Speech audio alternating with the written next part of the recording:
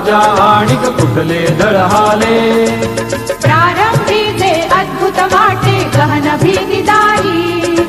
या विश्वाचा स्वभाव कळता भय उरले नाही या दुनियेचे मर्म न कळता जगणे